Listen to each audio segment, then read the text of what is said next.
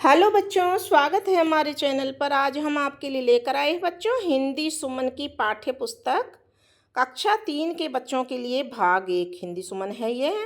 इसमें से बच्चों हमने आपके चैप्टर बहुत सारे कर लिए हैं, जैसे कि मेरी किताब कहाँ है, जो अध्याय 6 है आपका, ये हमने यहाँ तक कंप्लीट कर लिया है। और अपने चैनल पर सारे ही जो पाठ ये यहाँ तक करे हैं, पाठ 1 2 3 4 5 6 अपने चैनल पर डाल दिए हैं। सारे प्रश्न उत्तर समझाएं इनमें हमने, तो आप हमारे चैनल पर जा कर के इनको देख सकते हो। आज हम शुरू कर रहे हैं पाठ 7 या अध्याय 7 रंग बिरंगे मौसम। इस पाठ का नाम है रंग बिरंगे मौसम। तो बच्चों, सबसे पहले हम पाठ का वाचन करेंगे यानी कि पढ़ेंगे।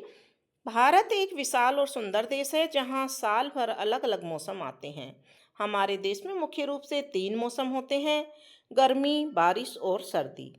इन तीनों मौसम की अपनी विशेषताएं हैं जो हमारे जीवन को प्रभावित करती हैं। गर्मी का मौसम बहुत तेज धूप और गर्मी लेकर आता है। इस मौसम में सूरज की किरणें धरती पर को तप्त कर देती हैं। दोपहर में बाहर निकलना कठिन हो जाता है। हम पंखे, कूलर और ठंडे पेय पदार्थों का उपयोग करते हैं। इस मौसम में आम, तरबूज और खीरा, ककड़ी जैसे फल लाभदायक होते हैं।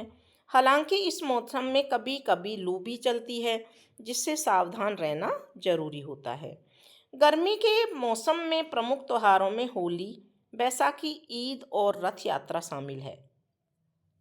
गर्मी के बाद वर्षा ऋतु आती है, जो हमारी धरती को ठंडक और नई ताजगी प्रदान करती है।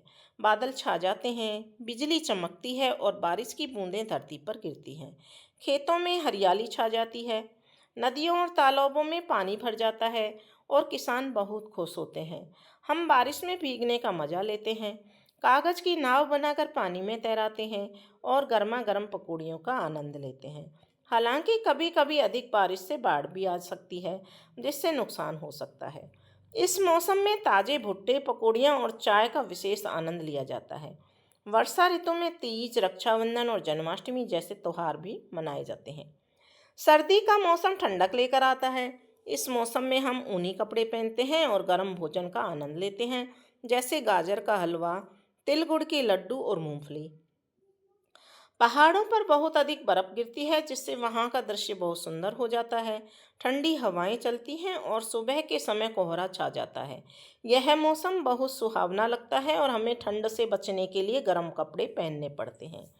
सर्दी के मौसम में दीपावली, क्रिसमस और लोहड़ी और मकर संक्रांति जैसे त्योहार मनाए जाते हैं। भारत की सबसे बड़ी विशेषता यह है कि यहाँ तीनों मौसम आते हैं। हर मौसम का अपना महत्व और आनंद है। गर्मी हमें धैर्य सिखाती है, बारिश नई ऊर्जा लाती है और सर्दी आरामदायक माहौल देती है। इस मौसम में हमारा पहनावा, खान पान और त्योहार बदल जाते हैं, जो हमारे देश की विविधता को दर्शाते हैं।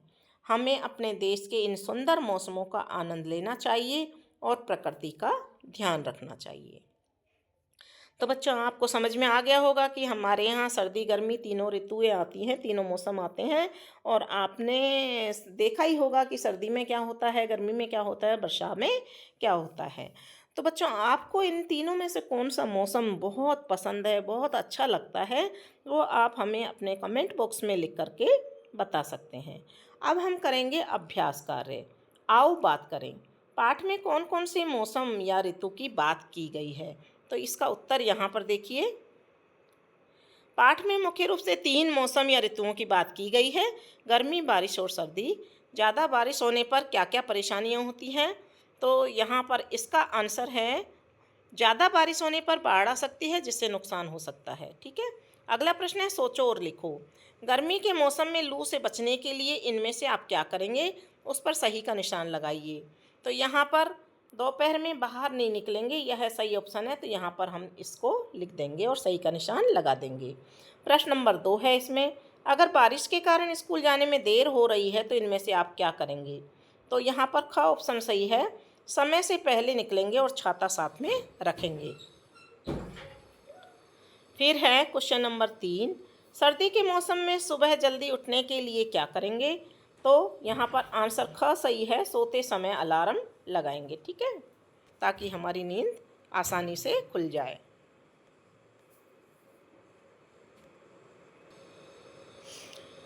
फिर क्वेश्चन नंबर 4 है, गर्मी की छुट्टियों में आप क्या क्या नए काम करते हैं।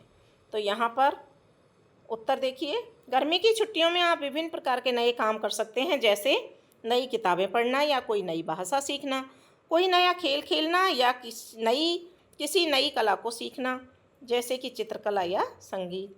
परिवार और दोस्तों के साथ घूमने जाना और नए स्थानों की यात्रा करना, और बागवानी करना या घर के कामों में मदद करना।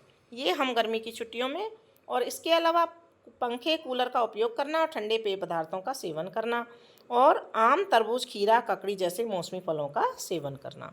ये सारे कार्य हम गर्मियों में कर सकते हैं छुट्टियों में। प्रश्न नंबर 5 है, अलग अलग मौसम में काम में ली जाने वाली ऋतुओं के बारे में लिखो। तो यहाँ देखिए, इसमें गर्मी, बरसात और सर्दी। फल कौन से हैं? आम, तरबूज, खीरा और ककड़ी। और बरसात में जामुन, लीची, और सर्दी में सेब, संतरा। फिर कपड़े, गर्मी में सूती कपड़े, हल्के कपड़े, ठीक है ना। और यहाँ पर बरसाती और नायलॉन के कपड़े बरसात में, और सर्दियों में ऊनी कपड़े। फिर वस्तु कौन सी काम में आती हैं? पंखे, कूलर, एसी, ठंडा पानी, छाता या रेनकोट, ठीक है ना। ये पंखे, कूलर, एसी और ठंडा पानी ये तो आते हैं हमारे गर्मी में काम, और छाता या रेनकोट आता है बरसात में काम, और हीटर आता है सर्दियों में काम, ठीक है। तो इस तरह से हम इसको लिख सकते हैं। प्रश्न नंबर 6 है, चित्र देखकर मौसम का पता लगाइए, उस मौसम से जुड़ी 4-5 बातें लिखिए। तो यहाँ चित्र में हमको देखना है कि कौन सा मौसम हमें दिखाई दे रहा है। तो देखिए बच्चों, आपको दिखाई दे रहा होगा कि यहाँ पर गर्मी का मौसम है, बीच में यहाँ वर्षा का मौसम है, ठीक है ना, और यहाँ पर लोग ताप रहे हैं, तो इसका मतलब सर्दी का मौसम है। तो हम इसमें पहले चित्र के नीचे लिखेंगे, लोग हल्के सूती कपड़े पहनते हैं, दिन लंबे और रातें छोटी होती हैं, लोग ठंडी चीज़ें जैसे आइसक्रीम और शरबत पसंद करते हैं, सूरज तेज चमकता है और गर्मी अधिक होती है, लोग अक्सर छुट्टियों में घूमने जाते हैं।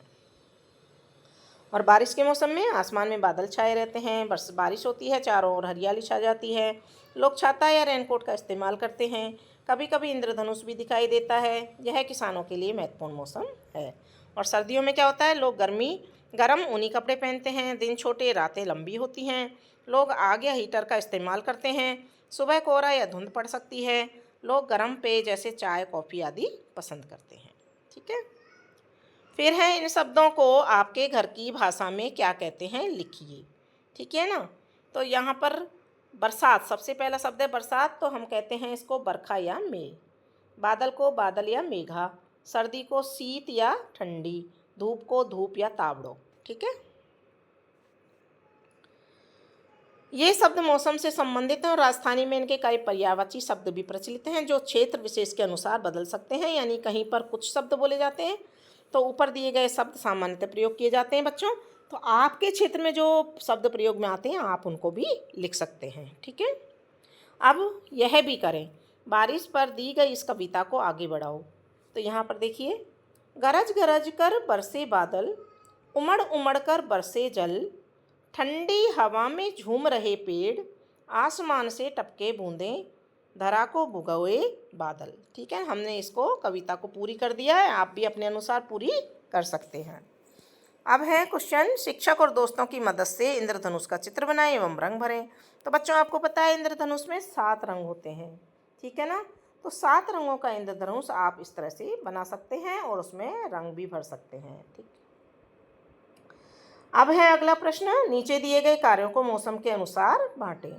तो यहाँ पर पिकनिक पर जाना सर्दी में या ठंडे मौसम में अच्छा लगता है, सुबह की सैर पर जाना सर्दी, बसंत, वर्षा और सुहावने मौसम में अच्छा लगता है, गर्म कपड़े पहनना सर्दी में अच्छा लगता है, गरम गरम चाय और पकौड़ों का आनंद लेना सर्दी और वर्षा में अच्छा लगता है, छाता लेकर निकलना वर्षा में अच्छा लगता है, और जब तेज़ धूप होती है तब भी हम छाता लेकर जा सकते हैं।